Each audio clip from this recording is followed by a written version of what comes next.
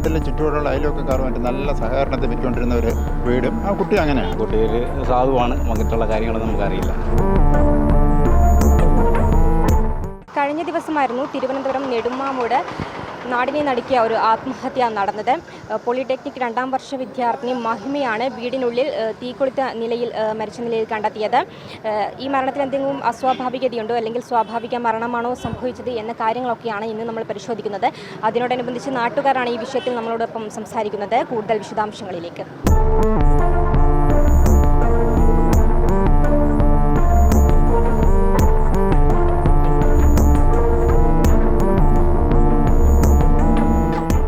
പെൺകുട്ടി മരണപ്പെട്ടതുമായി ബന്ധപ്പെട്ട് നാട്ടുകാരാണ് നമ്മളോട് വിശദാംശങ്ങൾ പറയുന്നത്. എന്തായിരുന്നു സംഭവം? എന്താണ് സംഭവം നമുക്കറിയില്ല. കാരണം ഈ നാട്ടിലെ ചുറ്റുപാടുള്ള അയൽവക്കക്കാരുമായിട്ട് നല്ല സഹകരണത്തിൽ വെച്ചുകൊണ്ടിരുന്ന ഒരു വീടും ആ കുട്ടി അങ്ങനെയാണ്. അതാണ് ഇന്ന് ഈ ഒരു വികാര പ്രകടനം തൊട്ട് അയൽവക്കക്കാരിൽ നിന്നുണ്ടായിരുന്നു. മറ്റ് യാതൊരു കാര്യവും ഞങ്ങൾക്ക്, കാരണം പഠിക്കാൻ നല്ല ആളുകളായിട്ട് നല്ല ഇടപെടലും കാര്യമൊക്കെ ഉണ്ടായിരുന്ന കുട്ടിയാണ്.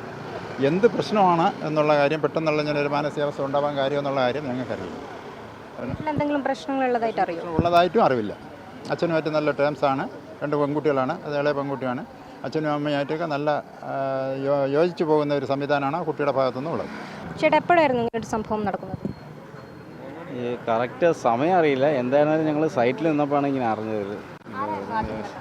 കണ്ടതിനറിയില്ല. നമ്മൾ ഇവിടെ ഇല്ലായിരുന്നു, സൈറ്റിലാണ്, പണി സൈറ്റിലായിരുന്നു. അറിയോ എന്തെങ്കിലും പ്രശ്നങ്ങളുള്ളതായിട്ട്? അറിയില്ല. കുട്ടിയെക്കുറിച്ച് കുട്ടിയൊരു സാധുവാണ്, മറ്റുള്ള കാര്യങ്ങളൊന്നും നമുക്കറിയില്ല. നാട്ടുകാരോട് സംസാരിച്ചതിൽ നമ്മൾ മനസ്സിലാക്കുന്നത് കുട്ടിക്ക് വീട്ടിലോ അല്ലെങ്കിൽ പുറത്തോ യാതൊരു തരത്തിലുള്ള പ്രശ്നങ്ങളും ഉണ്ടായിരുന്നില്ല. എന്താണ് പെട്ടെന്ന് ഇത്തരത്തിലുള്ള ഒരു ആത്മഹത്യയിലേക്ക് കുട്ടിയെ നയിച്ചത് എന്ന കാര്യത്തിൽ ഇവർക്കൊക്കെ സംശയമാണ്. പോലീസ് നടപടിക്രമങ്ങളൊക്കെ പൂർത്തിയാക്കിയിട്ടുണ്ട്. എന്നാലും അന്വേഷണം നടക്കുന്നതേയുള്ളൂ. അന്വേഷണങ്ങൾ പുരോഗമിച്ച് ഇതിൻ്റെ ഒരു റിസൾട്ട് വന്നു കഴിഞ്ഞാൽ മാത്രമേ കൂടുതൽ കാര്യങ്ങളിലൊക്കെ വ്യക്തത വരികയുള്ളൂ. ക്യാമറമാൻ അനിൽകുമാറിനൊപ്പം അനശ്വര MP, വിസ്മയ ന്യൂസ്, തിരുവനന്തപുരം.